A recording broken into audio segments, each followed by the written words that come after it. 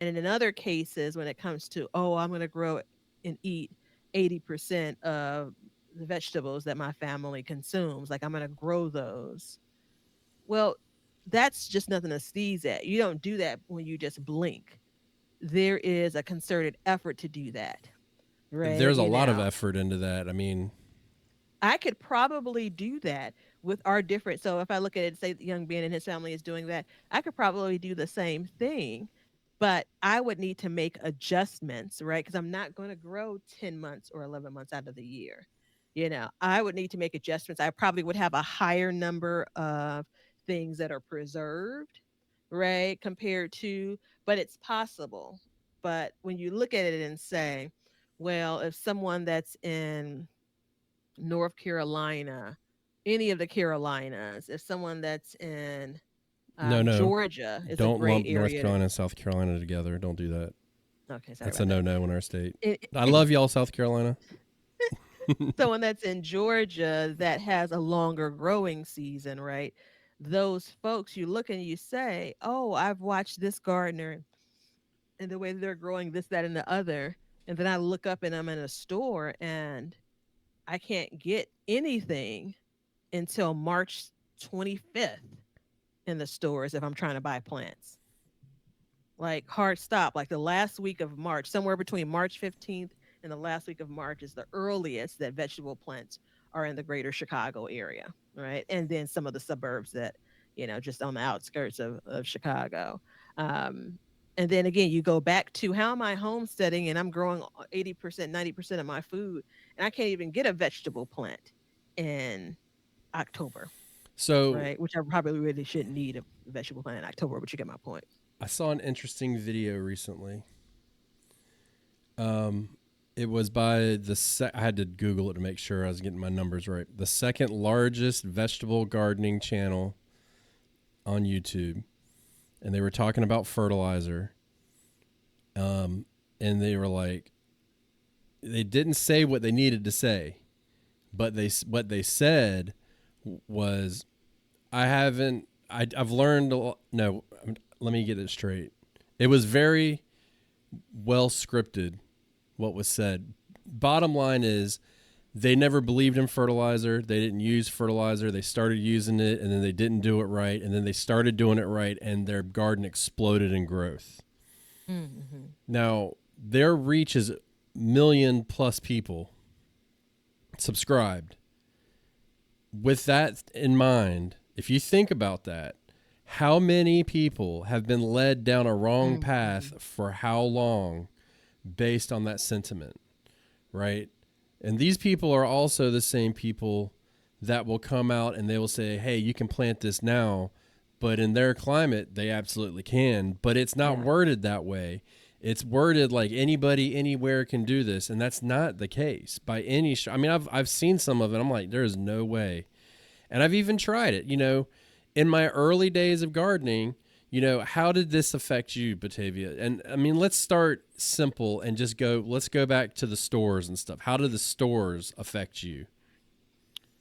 Well, I mean, I think it probably early on because I'm a grocery store kid, right?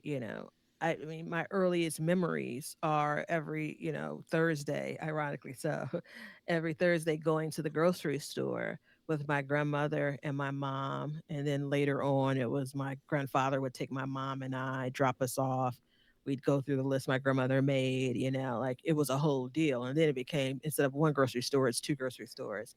Then I outgrew it. I could stay at home by myself. I didn't have to go to the store and so on. But I say that to say, you see so many things in the grocery store that are available. And then there was what we were buying as a family.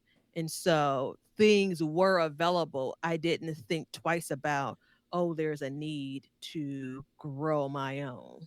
Right. So that's remember the whole backstory of why it was a shock to everybody, including myself, when I said, oh, I could grow a garden there. Yeah.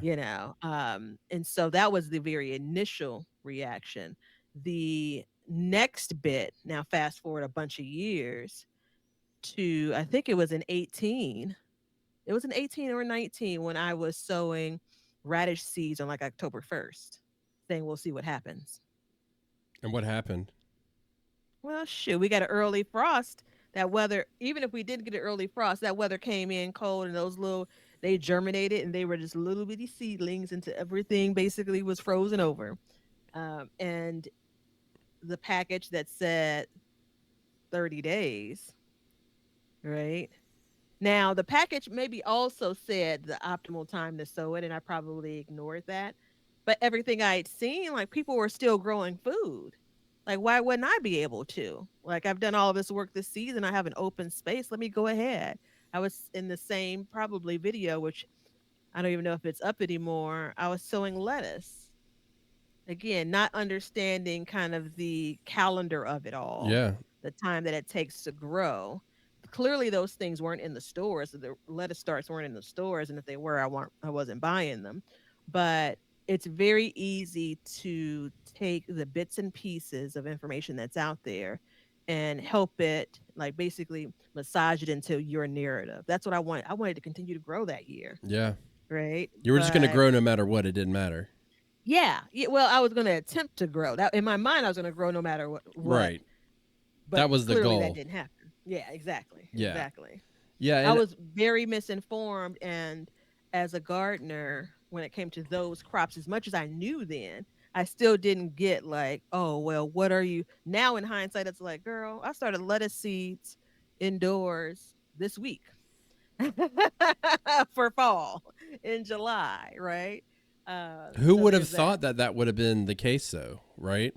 So for I would have me, go never ahead. thought that I would have needed to do that. Yeah. And see, for me personally, everything was ruled around your first and last frost date. So what does that look like for me? That means that nothing went in the ground until April 15th, and everything would be done and out of the ground by November 12th, November 10th, right? So that was the growing season. End of story. Cabbage, broccoli, lettuce, tomatoes, peppers, all of them went in the ground. But what really the reality of the situation looks like now is January, February, March, fully planted. December, January, still growing, you know. February, still growing from last season, you know. So what I've learned over the years is, you know, those first and last frost dates, they're not for every single plant. But Yeah. the reason why I thought that is because when I went to the store, these were what were available. And there was nothing told to you about going into the cold.